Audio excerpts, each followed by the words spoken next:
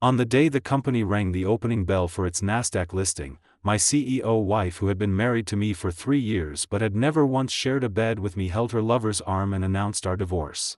I calmly signed the papers. Then I dumped 24 million core shares. And when her billion-dollar listing collapsed in front of the whole world, she finally broke. Nasdaq. Opening price, $45. Market value, over 100 billion yuan. Vivian Lin wore a red haute couture gown, holding the arm of Zach Zhao, the vice president of marketing, as she stood in the very center of the spotlight. I stood less than 10 feet away from them. I was her husband. And also the chief scientist of Aurora New Energy. During the bell-ringing ceremony just now, the ceremonial hammer had been held in Zach Zhao's hand. In Vivian's speech, she thanked everyone. Investors. Executives. Even the cleaning staff. Everyone except me. Then she picked up the microphone. At this glorious moment, I want to announce a personal matter. She looked at Zach with gentle eyes. Then she turned toward me. Her gaze instantly froze. I have decided to dissolve my marriage with Mr. Sean Xie. Countless camera flashes turned toward me. A lawyer stepped forward at exactly the right time and handed over a document. Mr. Xie, this is President Lin's decision. 30 million yuan in cash and a villa in the suburbs. The condition is that you give up all signature rights to the core technology patents, and promise to permanently leave the new energy industry. Zach stood beside her with the smile of a victor. He leaned close to my ear and whispered, Engineer Xie, take the money and get out. Those technical warnings of yours can only move yourself. Capital markets care about stories, not accidents. I looked at the two people standing in the clouds. They thought I would make a scene.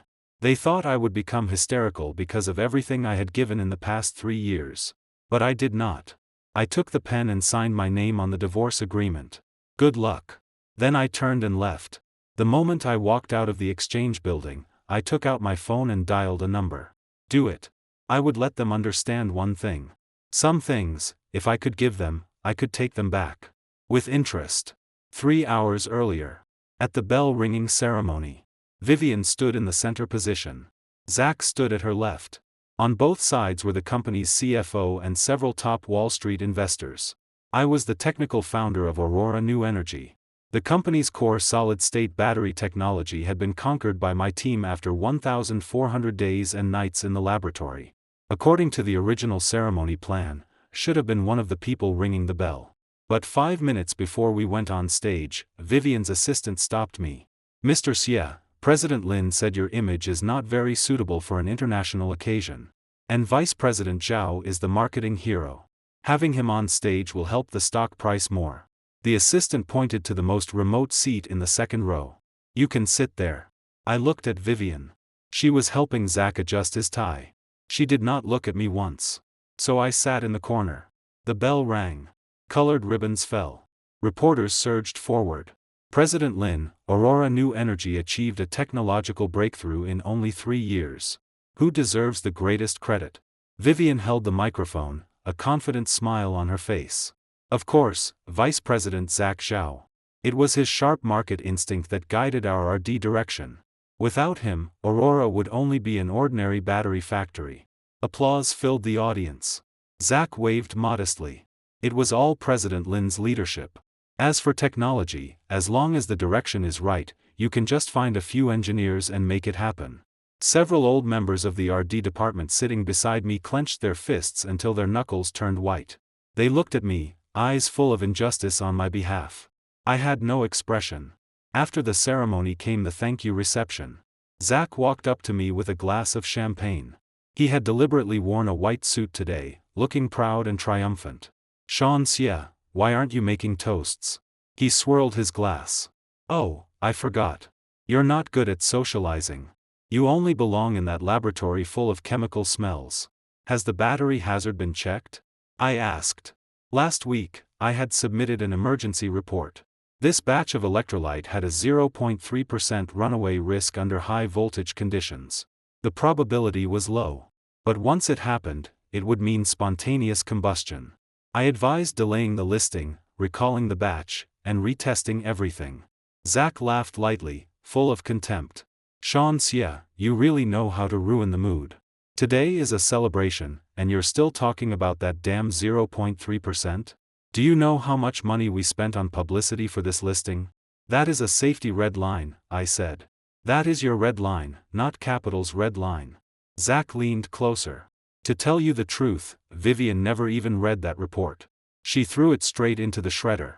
She said a technical nerd like you, who only knows how to obsess over details, will never understand the bigger commercial picture. I looked not far away at Vivian, who was talking and laughing with investors. At that moment, Vivian walked over. The music stopped. The entire room fell silent.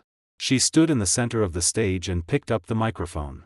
Everyone, taking advantage of today's joy, I want to handle a personal matter that has been delayed for a long time. Her gaze passed through the crowd and landed precisely on me. Sean Xie, let's part peacefully. Her tone was flat. For 3 years, our personalities have not matched. You cannot give me the life I want. And I have had enough of your dullness and lack of interest. The lawyer stepped forward and spread the agreement on the table.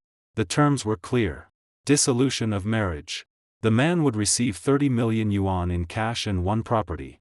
The man must give up all unexercised option rewards.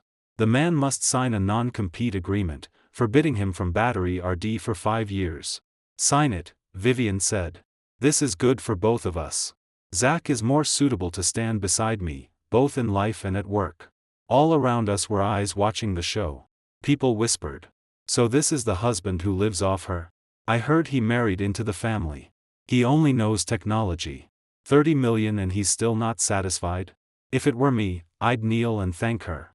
I picked up the pen. Vivian looked at me with a trace of superior charity in her eyes. She probably thought I would beg her. Or explode on the spot and embarrass her. Zach stood behind her, one hand naturally resting on her waist, looking at me provocatively. This was all around humiliation. My dignity as a person. My career. My feelings. They threw all of it onto the ground and stepped on it. I lowered my head and looked at the agreement. 30 million. To buy out 4 years of my life's work. To erase my identity as the true founder of Aurora New Energy. Fine. I wrote my name. The sound of the pen tip crossing paper was very clear. I handed the agreement back to the lawyer. President Lin. I changed how I addressed her. I hope you do not regret this. Vivian sneered. Regret? Sean Xie, without Aurora, you are nothing. Without you, Aurora is still a billion-dollar unicorn. Is that so? I said nothing more. I removed the chief scientist badge from my chest and placed it on the table. Then I turned and walked toward the door. Behind me came Zach's voice. Everyone, raise your glasses. To Aurora's rebirth. And to President Lin regaining her freedom. Cheers and clinking glasses filled the room. They were immersed in the celebration of victory. No one noticed that the man they drove away had lost every trace of weakness in his eyes the moment he walked out the door. I stood on a New York street. Cold wind lifted the hem of my coat. I took a dedicated phone from my pocket. I was probably the calmest man on Wall Street that night. Behind me was the celebration of Aurora New Energy's billion yuan market value. In front of me were New York's cold, empty streets. I dialed that number. The person who answered was David, a senior partner at Quantum Capital, one of the world's largest hedge funds. He was also my classmate from MIT. Sean, congratulations on Aurora's listing. David's voice came with the sound of keyboard tapping. The stock is at $52 now, up 15% from the issue price. Based on market value, your net worth has already surpassed many people. David, help me make a trade. I spoke into the phone. Clear the position. The other end went silent for 3 seconds. The keyboard sound stopped. What did you say? David thought he had misheard. The momentum is strong right now. And you are a core technical officer.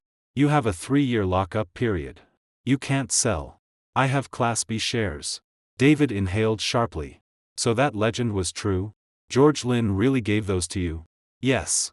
4 years ago, Vivian's father, George Lin, was critically ill. He was a shrewd businessman. He had long seen through his daughter's indecision and ignorance of technology. On his deathbed, through a top-secret trust agreement, he transferred 35% of the company's original shares to my name. Those shares had 2 fatal attributes. First, they possessed absolute veto power. Second, under specific conditions such as founder divorce, or the existence of major product safety hazards, the lockup period would automatically terminate, and the shares would receive the highest trading priority. That meant when I wanted to sell, Nasdaq's matching system had to process my sell orders first. Even institutional block orders had to step aside for me. Vivian and Zach knew nothing about this. Before George Lin died, he deliberately concealed that clause to prevent his daughter from kicking me away after the company grew. Now, they had not only kicked me away. They had also tried to push a product with safety hazards into the market. The clause had been triggered. I have 24 million shares. I watched the candlestick chart rolling on a street-side screen. The current value is around $1.2 billion. With your fund's leveraged short position, I want you to smash Aurora's stock price through the floor. David's voice turned serious. Sean, this will cause market panic. Aurora may be delisted directly. That is exactly my goal. All right, David said. Give me 10 minutes.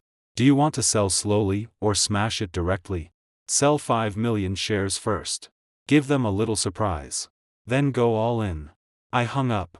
I removed the SIM card, snapped it in half, and threw it into a trash can. Vivian was probably still accepting compliments at the reception, thinking I was only a pitiful worm who had received 30 million in severance. She did not know that a true hunter often appears first in the posture of prey. While waiting for market close, I sat on a bench by the street. Looking at the Manhattan night scene, I thought of 4 years ago. That day, George Lin held my hand while the ventilator made piercing sounds. Sean, Aurora is my life's work. Vivian does not understand technology. She is easily deceived. I am handing the company to you. And my daughter to you. Help her. Looking at the old man's pleading eyes, I nodded. I was an orphan. I completed my PhD through scholarships. George Lin had funded me. I had to repay that kindness. But I did not expect that the price of repayment would be my dignity. On our wedding night, Vivian pointed to a camp bed in the guest room. Sean, we are only a contractual couple. You sleep here. Do not enter my room. Do not touch my things. At the company, unless it is a technical issue, do not talk to me. That night, I lay on the camp bed staring at the ceiling until dawn. The next day, I moved into the company laboratory. And I stayed there for 4 years. Aurora New Energy came back to life. In the first year, I solved the stability problem of ternary lithium batteries. The yield rate increased from 40% to 95%. The company turned losses into profits. In the second year, I developed supercharging technology. Aurora secured orders worth tens of billions from 2 automakers. In the third year, the solid-state battery prototype was born. Aurora's valuation multiplied by 10, and the IPO began. Half my hair turned white. Every line on my physical exam report was red. But Vivian's attitude became colder and colder. At first, she would still say, thank you. Later, it became, this is what you're supposed to do. Later still, it became, why haven't you finished yet? Until Zach Zhao appeared. That man who only knew how to make PowerPoints and talk about empowerment and closed loops easily took all of Vivian's trust. 3 months ago, on our wedding anniversary, I booked a restaurant and bought a necklace. I had saved 2 years of salary for it. Because my salary card had always been in Vivian's hands, and every month I only received 5,000 yuan in spending money. I waited until 1 in the morning. Vivian never came. Zach posted something on Moments. The background was a floor-to-ceiling window on the bund. On the table sat 2 glasses of red wine. Beside them was a man's bathrobe and a woman's high heel. That high heel was the birthday gift I had given Vivian. The caption read, "The best companionship is watching the scenery with someone who understands you. Some people are destined to be passers-by." I gave it a like. Then blocked him. Vivian returned home at noon the next day. I worked overtime at the company last night. I was too tired and slept in the lounge. She explained casually, not even bothering to make the lie complete. Oh, right. Vice President Zhao said your RD progress is too slow and affecting the IPO roadshow. Can you put in more effort? I looked at the new hickey on her neck. I said nothing. I turned and went back to the laboratory. It was at that moment that I decided I would no longer be the fool who only knew how to give. I began organizing all RD data and encrypting the core logic. I contacted lawyers and confirmed the Class B share agreement George Lin had left behind. I even buried a logic lock known only to me inside the final product formula Zach used. Without my key, that battery management system would lose 50% efficiency after operating more than 1,000 hours. Originally, I had not wanted to go this far. If she only wanted divorce, I could have walked away with nothing. After all, I was not short of money. Any tech giant would pay me tens of millions a year. But she should never, ever, have ignored that 0.3% spontaneous combustion risk for the sake of stock price. And she should never have treated me and my technical team like disposable garbage at today's listing ceremony. Since you are heartless, do not blame me for being ruthless. The electronic clock on the street jumped to 3:45 p.m. 15 minutes before market close. My phone vibrated. David sent the signal. I looked up at the Nasdaq screen in the distance. That red stock price curve was about to become a waterfall. 3:45 p.m. 15 minutes left before Nasdaq closed. I sat in a street-side CAF, watching my laptop screen. David sent a message, first wave. 5 million shares. Market sell. On the screen, the candlestick chart that had been climbing steadily suddenly tore open a terrifying vertical gap. The stock price plunged from $52 to $48 in an instant. At the Nasdaq VIP observation deck, there should already be chaos. I did not have to wait long. The chart stopped at $48, then began shaking violently. Green buy orders poured in crazily, trying to hold up the trend. That was Zach Zhao's market defense capital entering the battlefield. For this listing, Zach had signed massive performance bet agreements. He held 8 billion yuan in reserve funds, borrowed at high interest from several aggressive venture institutions. He had to protect the stock price. I could imagine what Zach looked like now. He must be roaring at traders, forehead covered in cold sweat, hands shaking so hard he could barely hold his phone. He would think this was some early investor, already in profit, rushing to exit. He would think that as long as he swallowed this wave, he could stabilize the situation. The stock price was forcibly pulled back to $50. Media reports began appearing. Aurora New Energy faces institutional sell-off, but bullish capital strongly defends price, showing market confidence in future performance. I drank a mouthful of coffee. Confidence is a good thing. But confidence on the wrong battlefield is suicide. If Zach's 8 billion yuan had been used for battery RD, perhaps it could have solved that 0.3% safety hazard. But he used it to play capital games. So I would let him see what a real capital game looked like. 3:50 p.m. Zach's defense capital had probably been half consumed. He should have been wiping sweat now. He might even have opened champagne to celebrate, holding the line. I sent David one message. Close the net. 3:51 p.m. The real storm arrived. David threw out the remaining 19 million shares. At the same time, Quantum Capital's proprietary desk activated maximum leverage shorting. If the first wave had been heavy rain, this was a mudslide. This single move released the equivalent of $2 billion of selling pressure in an instant. The chart no longer fell. It broke. That red line looked like a sharp sword, piercing straight through every moving average. Because the sell orders were too massive, buy-side liquidity dried up instantly. Nasdaq's matching system even briefly stalled. Retail investors saw a plunge of this magnitude and began dumping shares in panic. Other institutional quant bots detected abnormal volatility and automatically triggered stop-loss orders, joining the selling army. Aurora New Energy's market value evaporated by 80% in 5 minutes.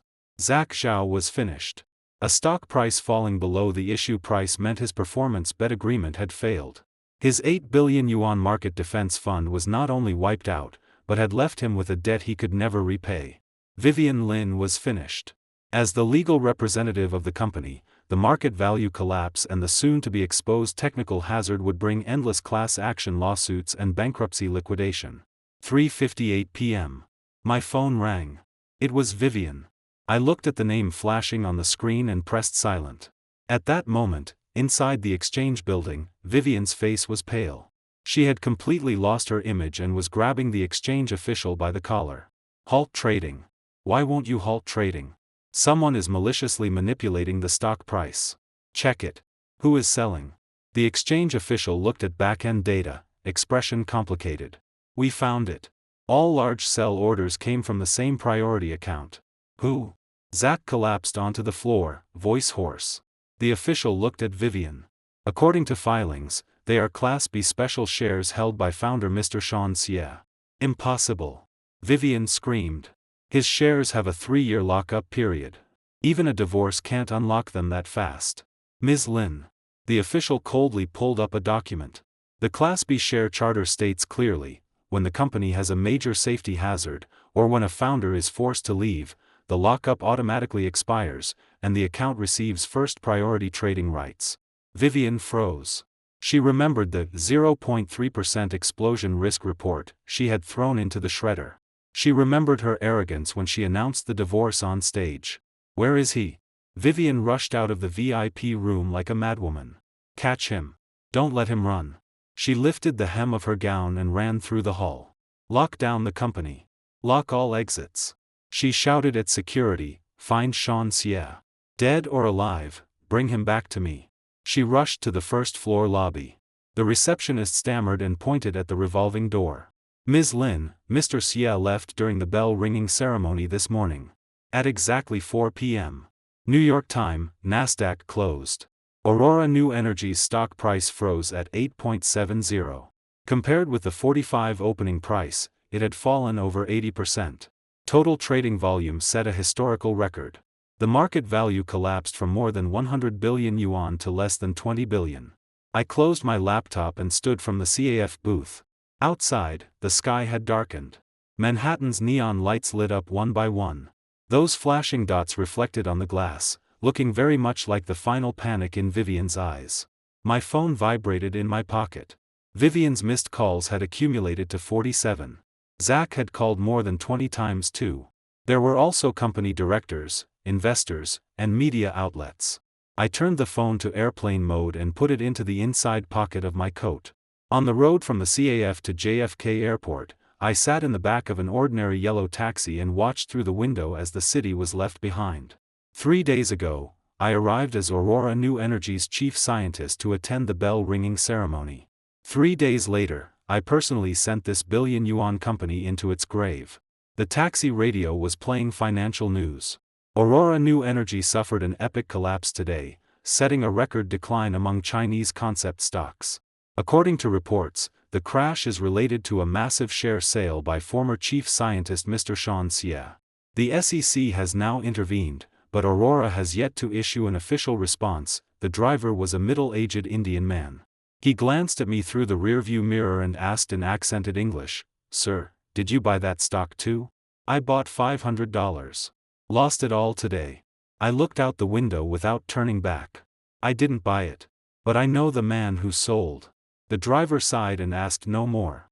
As the car crossed the Manhattan Bridge, my phone suddenly rang.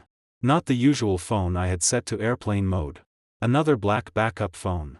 Only 3 people had that number: David, Serena Shen, and one more. The name flashing on the screen was Michael Zhou, Dean of Materials Science at South City University of Technology. Also my doctoral advisor. This call came at exactly the right time. "Sean." Professor Zhou's voice was hoarse, as if he had stayed up all night. I watched the live broadcast. "You were ruthless. Professor Zhou, you didn't call just to praise me, did you?" The other side was silent for 2 seconds. "I know where Aurora sent that batch of batteries." Professor Zhou lowered his voice. 3 months ago, Aurora signed an internal supply agreement with North Bay EV in South City. 5,000 solid-state batteries were used as a trial installation batch for North Bay's new SUV. That batch of vehicles has already rolled off the production line and is being delivered to dealers nationwide. My grip tightened around the phone. The factory inspection report for that batch was only completed last week. Aurora's quality control department did not follow procedure at all and shipped directly. "I know," Professor Zhou said. "One of North Bay's technicians is a former student of mine. He privately tested one unit and found the high-temperature cycle aging speed was nearly twice the labeled value. He reported it to North Bay's quality department, but North Bay and Aurora signed a performance bet contract. If the launch is delayed, they must pay compensation. So North Bay executives suppressed it." I closed my eyes. Abnormal high-temperature cycle aging in one battery meant its service life could be shortened by 30 to 50%. And under accelerated aging conditions, that 0.3% runaway probability could double. Professor Zhou, does your student have the original test data? Yes. But I need to tell you bad news. This afternoon, North Bay already arranged for that batch of vehicles to begin delivery. The first batch has about 100 owners. They will pick up their cars tomorrow. My heart contracted violently. Tomorrow. If I did nothing tonight, more than 100 ordinary families would drive time bombs onto the road tomorrow. Send me your student's contact information. I said, also help me check whether North Bay has any owner delivery event for that SUV in South City tomorrow. As fast as possible. Professor Zhou agreed and hung up. 3 minutes later, a text message came. A name. A phone number. An address. South City International Exhibition Center. Tomorrow, 9 a.m. North Bay EV, Star Ride, SUV First Owner Delivery Ceremony. I forwarded the address to Serena Shen with a message. Tomorrow morning, 9 o'clock. South City International Exhibition Center. Prepare a technical statement. 30 backup copies. Serena replied instantly, what are you going to do? Before they hand over the cars, I typed, I'm going to stop that batch of batteries. At the same time, in JFK Airport's terminal, Vivian Lin rushed to the Air China check-in counter carrying a crushed handbag. She was barefoot on one side. The heel on her other shoe had snapped, and she had thrown it into the taxi. Give me the fastest ticket to South City. She slammed her passport onto the marble counter. The agent looked at the name in the system, expression subtle. Ms. Lin, check-in for this flight has already closed, then the next one. Any method? The agent searched for more than 10 seconds and looked up. The soonest flight to South City departs from Newark in 3 hours, connecting through Los Angeles. Economy class. Would that work? Yes. Vivian handed over her credit card. Her hand was shaking. When she took the boarding pass and ran toward security, her phone rang again. It was Zach. Where the hell are you? Zach's voice had completely lost control. The lawyers say the SEC is freezing all company accounts. Part of my $8 billion came from Huashen Capital. They have already started legal proceedings. Vivian Lin, you can't run. If you run, I'm finished. Shut up. Vivian roared into the phone in a low voice. I am going to find Sean Xie. As long as he agrees to loosen his grip, everything can be solved. You stabilize the company. Within 3 days, I will bring him back. She hung up and shoved the phone into her bag. Standing in the security line, watching the crowd move slowly forward, she suddenly felt the whole world shaking. How had Sean Xie, the dull and boring man who knew nothing but chemical equations in her eyes, become like this? She thought he was only a piece of softwood anyone could need. But he was clearly a blade hidden in its sheath. 3 years. In the company, she ruled dictatorially. At home, she ordered him around. She took Zach everywhere in open display. She thought he knew nothing. Or that even if he knew, he would never dare do anything. But he knew everything. He had always known. And he had been waiting. Waiting for her to place the divorce agreement before him. Waiting for her to step into the trigger condition herself. Vivian buried her face in her hands. Her shoulders began trembling. Security called her twice before she lifted her head. With reddened eyes, she passed through the metal detector. The machine beeped once. Only then did she realize she was still wearing the necklace around her neck. The one Sean had given her 3 months ago. The one she had never even opened and had tossed casually onto her dressing table. She had not even known what it looked like. She pulled it off and looked. A thin silver chain. The pendant was a small silver disc. On it were 2 tiny engraved letters, XC, Sean Xie. Clutching that pendant, she suddenly squatted on the floor and burst into loud sobs inside the crowded terminal. Beijing time. 7 in the morning. South City. When I landed, the sky had just brightened. Stepping out of the terminal, humid morning wind hit my face. August in South City was like a steamer. The air carried a mixture of cicada cries and vehicle exhaust. Serena's car was parked outside the arrival's exit. Still that silver-gray Porsche. Today, she wore a clean white suit. Her long hair was pinned up.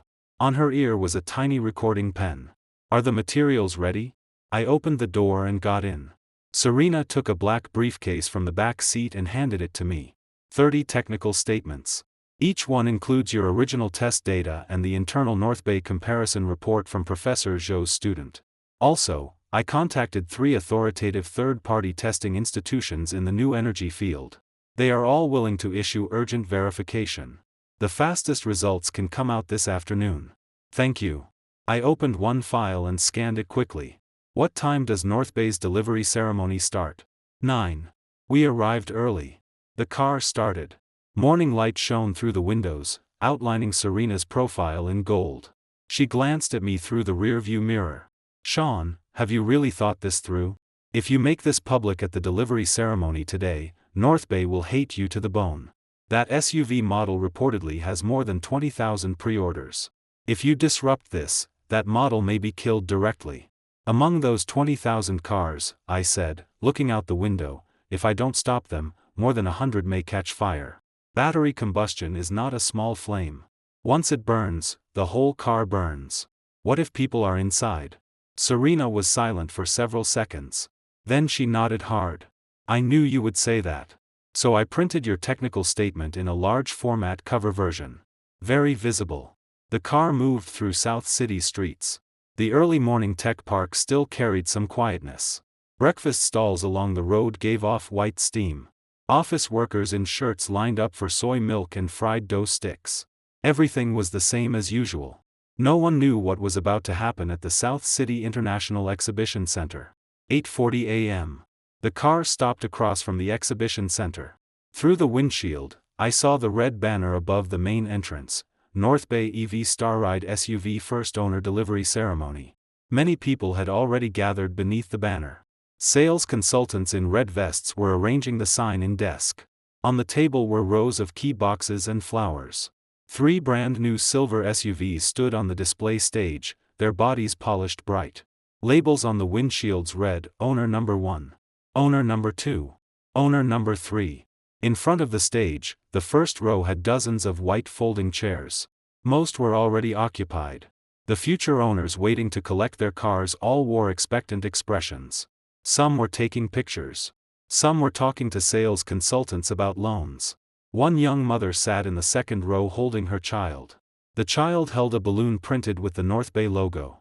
I stared at that balloon for several seconds. That child was probably 3 or 4.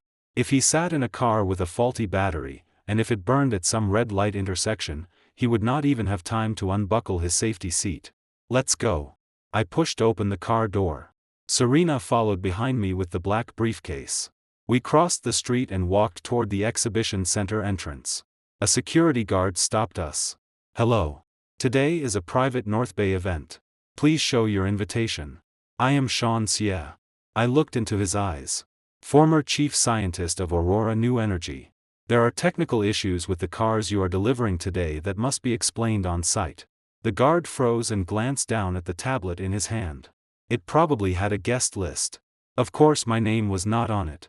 He was about to refuse when a middle-aged man in a North Bay uniform walked over. The name badge on his chest read, Director of Technical Quality. The moment he recognized me, his face changed. White with a hint of green.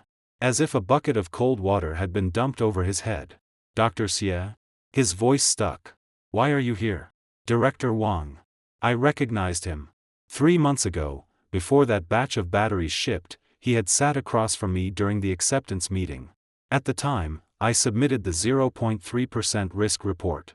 He said, we'll discuss technical issues later, then called Vivian. After that phone call, my report was thrown into the shredder. I came to remind you. I stepped closer. My voice was not high, but it was clear. The batch of batteries you signed off on 3 months ago is installed in these 3 cars today. They carry runaway risk. Sweat appeared on Director Wang's forehead. He instinctively glanced at the display stage. The 3 new SUVs shone under the lights like 3 quiet bombs. Dr. Xie, we can discuss this privately, the ceremony is about to begin. The owners are all here. Director Wang. Serena stepped forward and handed him a technical statement. This document contains Dr. Xie's original test data and North Bay's internal parallel test results. The 2 data sets cross-verify each other, and their conclusion is the same. If these cars are delivered today and something happens, can you bear responsibility? Director Wang's back was already wet. He opened his mouth, wanting to say something. But just then, the speakers near the sign in desk sounded. The host held the microphone and said, "Dear owners, welcome to the first owner delivery ceremony for North Bay EV Starride SUV. Please take your seats. Our event will begin shortly." The future owners began moving toward the white folding chairs. The young mother holding her child sat in the middle of the second row. The balloon in the child's hand floated gently in the air conditioning wind. I walked around Director Wang and went straight toward the stage. Sir, you cannot go up there." Security chased from behind. But Serena pulled a press badge from the briefcase and pinned it to her chest. A temporary technology section reporter credential from South City Daily. "I am a journalist." She stood before the security guard. "Are you stopping the press?" Taking advantage of that gap, I had already walked onto the stage. The 3 cars stood before me, their metal bodies gleaming. I stood among them and faced the dozens of confused future owners below. From my pocket, I took out a wireless microphone. It was a prop I had asked Serena to prepare in advance. It connected to the exhibition center's multifunction audio system. I pressed the switch. The music stopped. Every gaze focused on me. "Dear owners," my voice spread through the entire hall, "my name is Sean Xie. I am the former chief scientist of Aurora New Energy. I apologize for interrupting this ceremony today. But there is something extremely important that I must tell you before you take delivery of your cars." Whispers began below the stage. Someone recognized my name and started searching on their phone. The host, who had been smiling moments ago, rushed over pale-faced, trying to snatch the microphone. I stepped back and avoided him. "These 3 cars before you," I pointed at the silver SUVs beside me, "as well as the entire batch of North Bay Starride SUVs already produced and soon to be delivered to you, are equipped with solid-state batteries carrying a 0.3% high-temperature runaway risk. This was my test result from 3 months ago." The crowd exploded. Future owners stood. Some had shock written across their faces. Some immediately took out phones to record. The young mother stood while holding her child. Her expression shifted from confusion to terror. Director Wang tried to yell at security below the stage to drag me down. But Serena had already stopped the security supervisor in advance. Behind her reporter badge, she had also pinned a credential as a special observer for the South City Consumers Association. At this moment, that gave her enough voice to hold the line. Let me explain this plainly. I looked into the dozens of eyes below the stage. This batch of batteries ages nearly twice as fast as the standard value under high-temperature cycling. This means battery life will shorten, and the probability of spontaneous combustion will significantly increase. I have already submitted all test data to the South City Securities Regulatory Bureau and the Ministry of Industry and Information Technology's Science Department. Third-party verification results will be available this afternoon. Someone shouted from below, "Then what are we supposed to do?" "We paid in full. Refund. Full refund." Another person roared. Director Wang finally rushed onto the stage, sweating all over, and spoke into the microphone, "Dear owners, please do not believe one-sided statements. Every North Bay product is strictly tested before leaving the factory." Director Wang. I interrupted him and took a photocopy from the briefcase. "This is the internal parallel test report from your own North Bay quality inspector 3 months ago. It carries his signature. The conclusion is exactly the same as mine. This batch of batteries shows abnormal high-temperature cycle aging and is recommended for return. This report, you signed it and suppressed it without reading, didn't you?" Director Wang's face turned completely white. That thin sheet of paper was like a verdict. It blocked every path of excuse. The crowd below began to stir.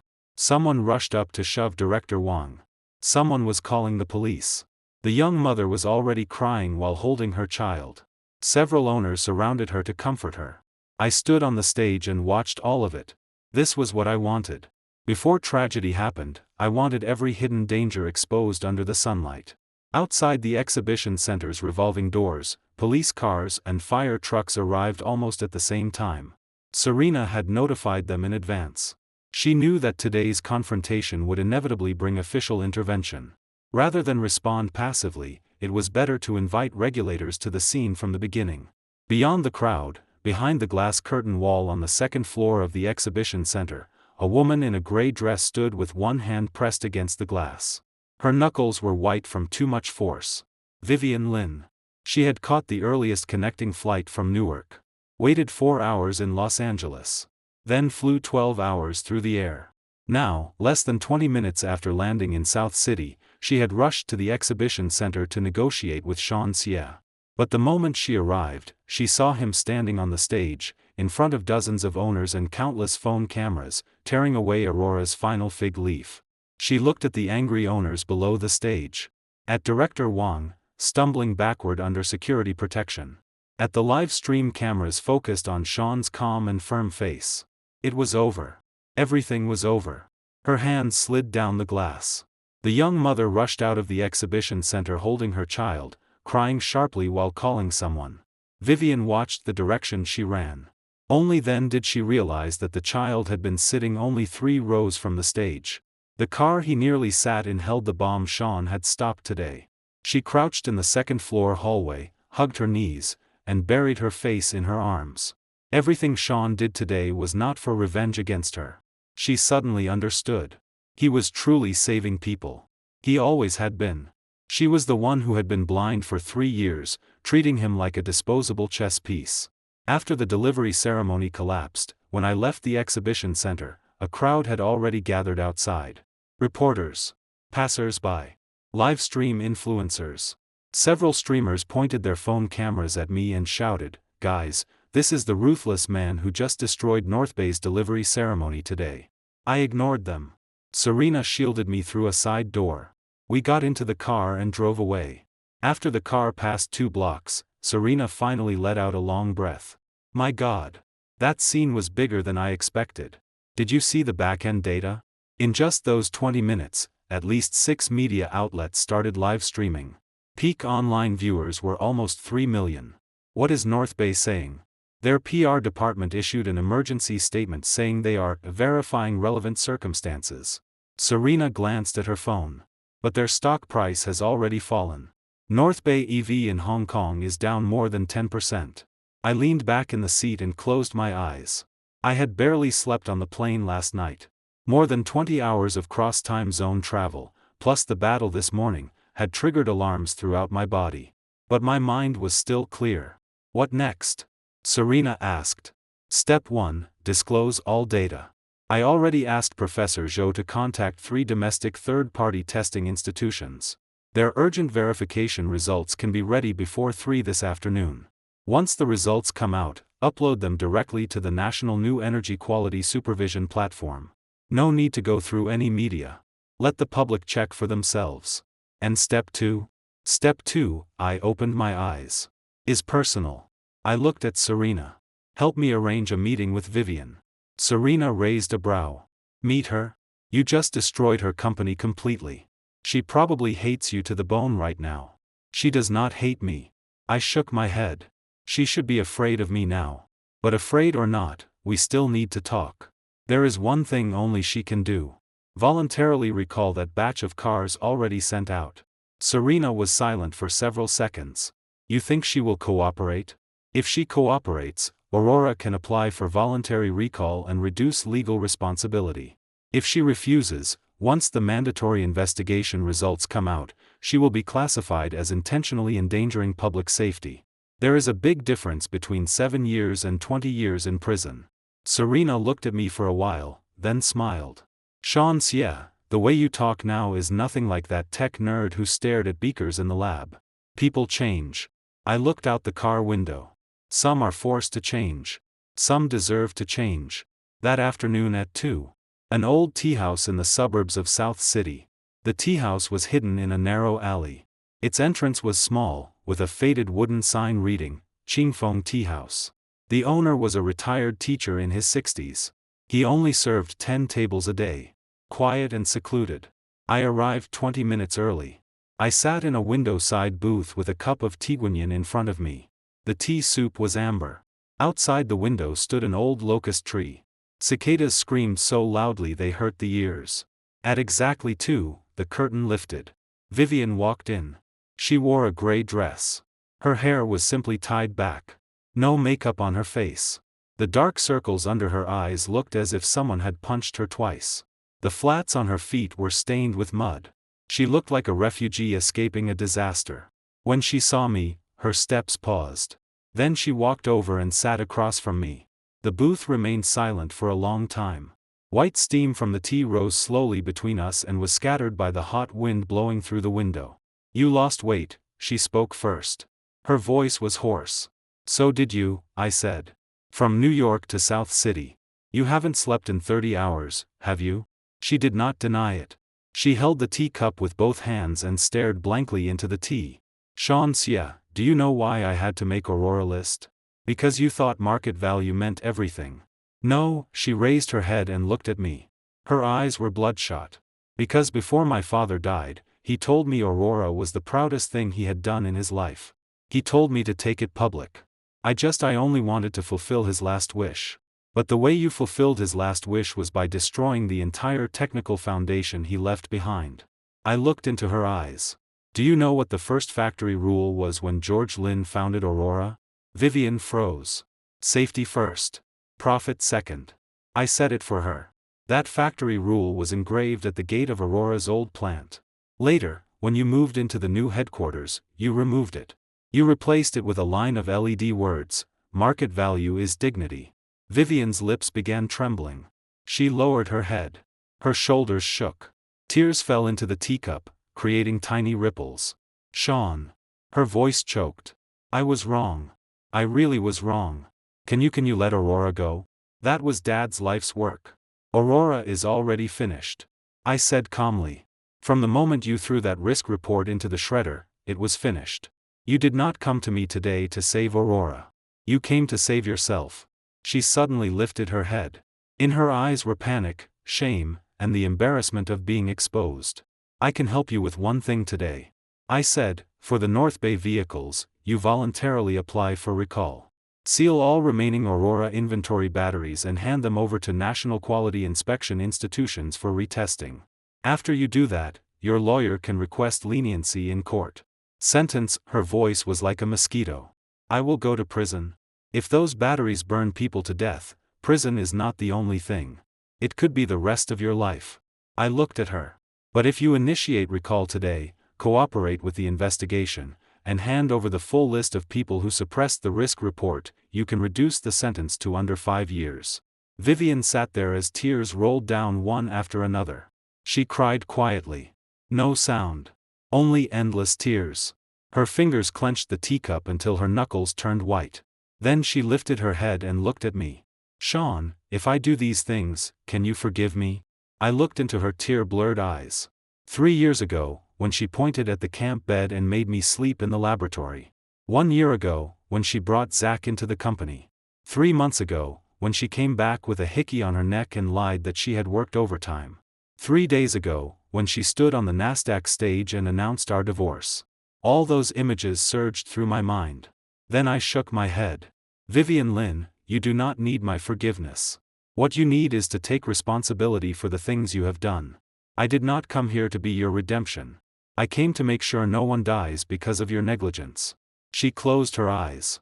Tears leaked from the corners and ran down her chin onto her dress. After a long time, she nodded. "All right." Her voice was almost inaudible. "I'll do it.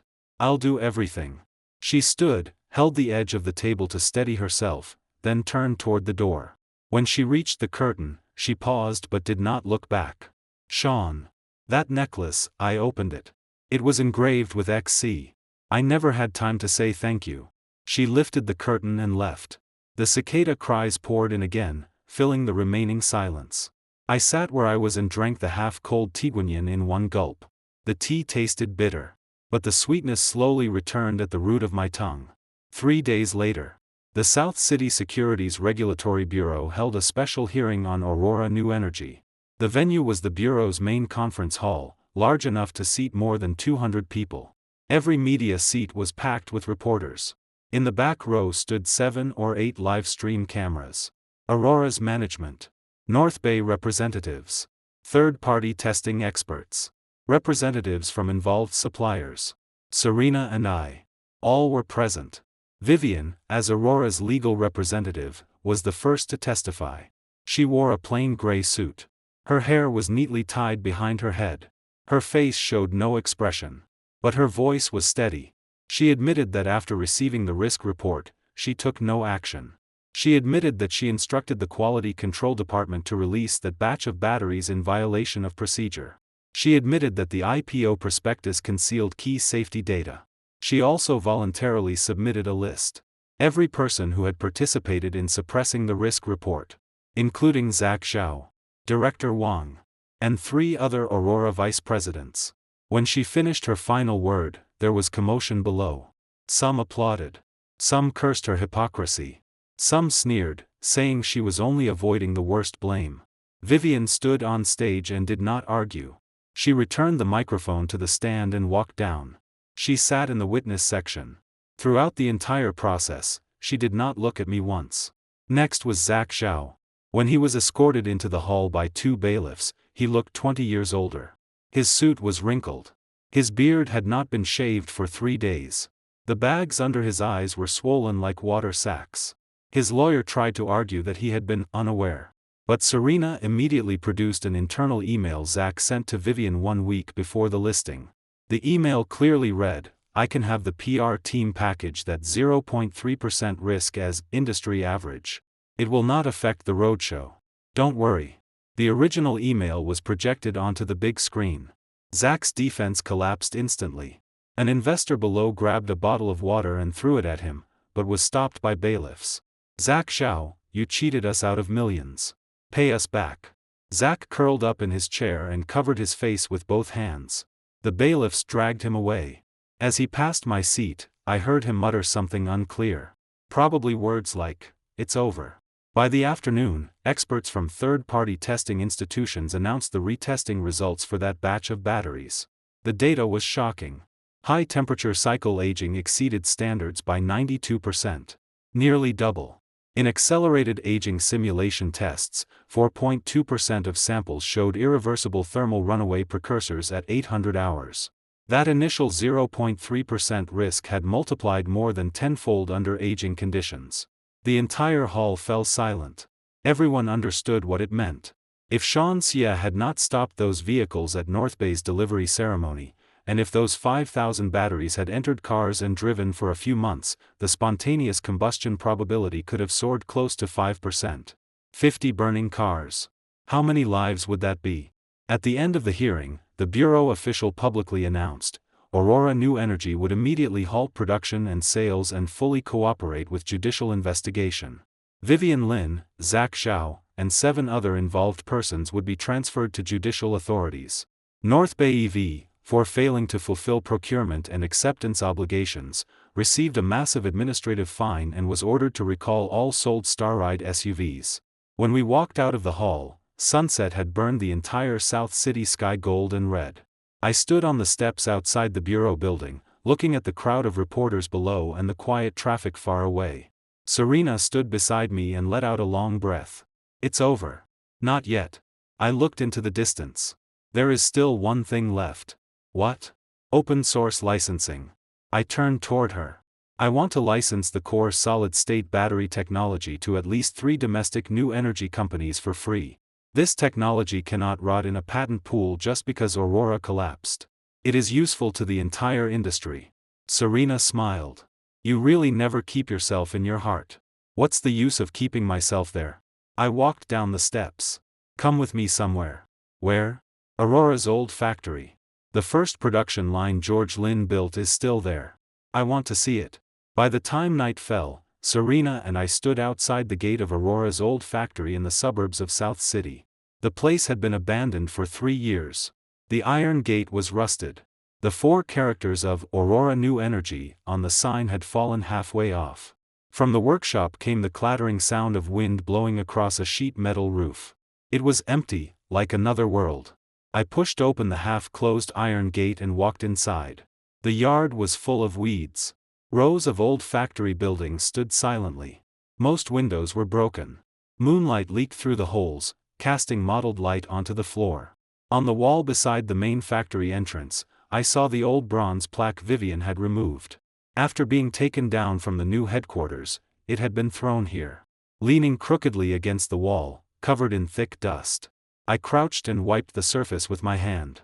The dust cleared, revealing the engraved words beneath: safety first, profit second. Below was another small line. The factory motto George Lin had personally designed: make a battery people can trust. I stared at it for a long time. Serena stood behind me and said nothing. Then I stood and dusted off my hands. Let's go. You're not taking the plaque. Leave it for the new owner.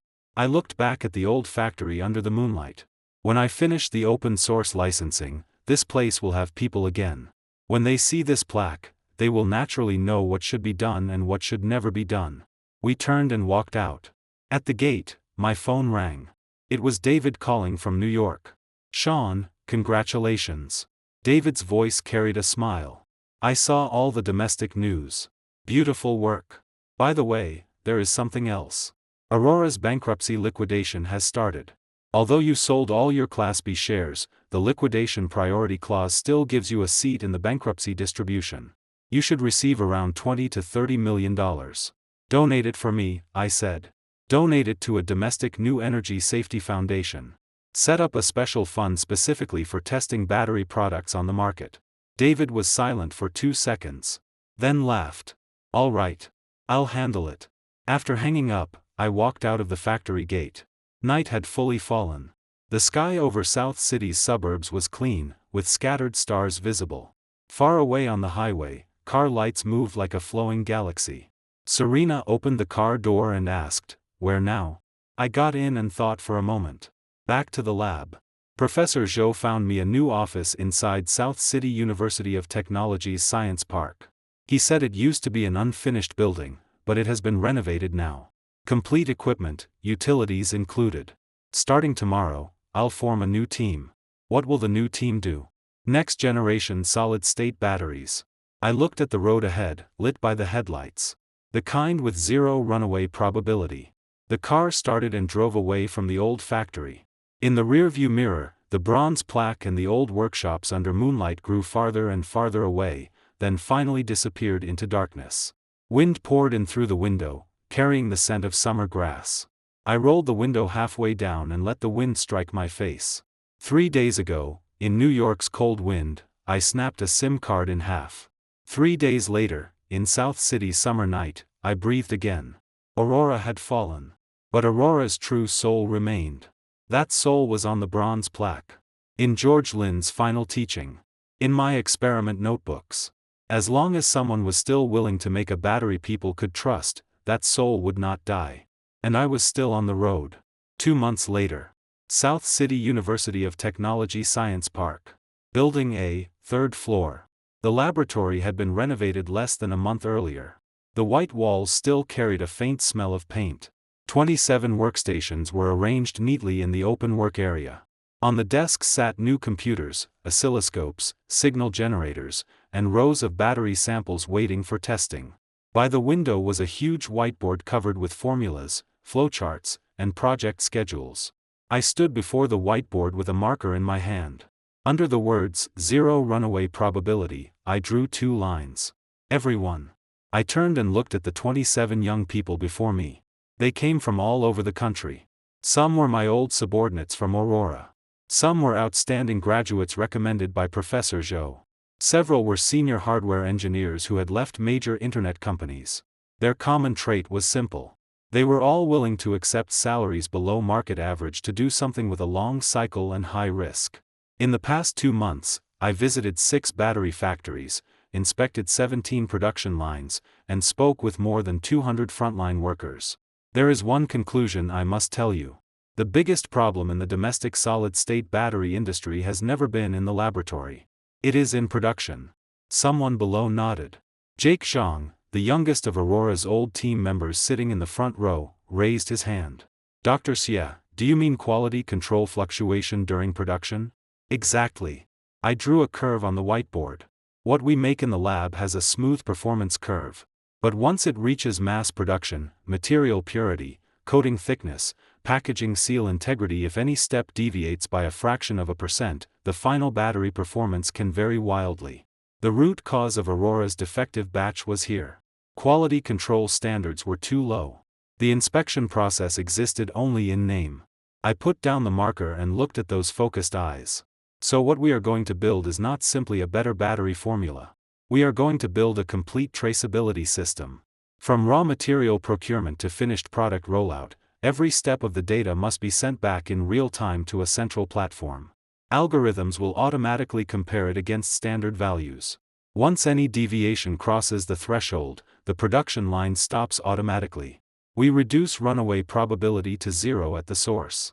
Suddenly, the meeting room door opened. Serena leaned halfway in, holding up an express envelope. Dr. Xie, good news. The Ministry of Industry and Information Technology has officially approved your appointment to the new Energy Technology Advisory Committee. Also, she waved another document. The SEC case in the United States has closed. Aurora's bankruptcy liquidation is fully complete. Your donation has already reached the South City New Energy Safety Foundation account. Applause erupted in the laboratory. Someone whistled. I took the appointment document and casually placed it on the table. I'll read it later. Jake, take everyone and run the first version of the algorithm framework.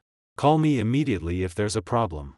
I walked to the window and looked outside at South City Science Park. The park had only been built in the past 2 years. More than a dozen brand new office buildings stood in rows. Their glass curtain walls reflected cold white light under the sun. In the central square, a group of young people in plaid shirts were taking photos. Probably some startup had just finished a team building activity. My phone vibrated. A new text message. From an unfamiliar number. I opened it and saw only one line. Sean Xie, the prison library lets us borrow books. I'm reading a battery engineering manual. It's hard. But I'll finish it. There was no signature. But I knew who it was. I stared at that line for several seconds. Then put the phone back into my pocket. Sunlight entered through the glass window and landed on the words, "Zero runaway probability," on the whiteboard. They shone brightly. Jake. I turned and returned to the workstation area. Adjust the first stage budget again. For the coding machine procurement, switch to a domestic model. A little weaker performance is fine, but we must ensure all parameters are traceable. For what we are building, every battery must have a complete digital fingerprint. Understood, Dr. Xie. 27 voices answered almost simultaneously. The formulas on the whiteboard reflected tiny lights in the sunlight. Code scrolled line by line across computer screens. Green waveforms jumped on oscilloscopes. The laboratory was filled with the sound of keyboards, the low humming of instruments, discussion, and laughter. Everything was moving forward. Outside the window, wind gently shook the blinds. Light and shadow drifted across the floor.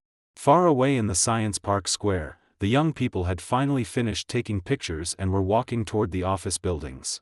One of them turned back and looked toward building A, probably looking at the newly installed sign on the roof, Sean Xie New Energy Technology Laboratory. I withdrew my gaze and sat at my workstation. On the desk sat a battery sample packaged that morning. Its silver-white shell was laser engraved with one line of identification, XC001. This was the first battery of the new project. It was not perfect yet. Its cycle life was 17% below target. Its charge-discharge efficiency still needed optimization. But every piece of production data was clearly recorded in the system. From today on, every step it took could be traced, verified, and improved. I picked up the battery and looked at it against the light. The silver-white surface reflected my face. A little fuller than 3 months ago. A few more white hairs. But there was light in my eyes. Outside the laboratory window, the cicadas still cried. Summer continued. I placed the battery back on the desk, opened my laptop, and began writing today's experiment log. August 14, 2026. XC001 first packaging complete. Self-test passed. System running stable. After writing that line, I paused. Then I started a new line and typed another sentence. She started reading. After a moment, I deleted it. Some things are enough once written. They do not need to leave a trace. A bird flew past the window, casting a quick shadow across Building A's glass curtain wall. Someone in the lab shouted, "The data is out." A small cheer rose immediately. The sunlight became brighter and brighter, warming the whole room. I leaned back in my chair and looked at those young faces, and at the work slowly taking shape in their hands. 2 months ago, when I signed the divorce agreement in New York's cold night, I never imagined today's sunlight would be this warm. But warmth was right. What should end had ended. What should begin was beginning. I picked up the marker. Beside the words, 0 runaway probability, on the whiteboard, I added one small line, starting with XC001. Every battery deserves to be trusted. Then I put down the marker, turned around, and continued working. That's all for today's story. Remember to subscribe and leave a comment.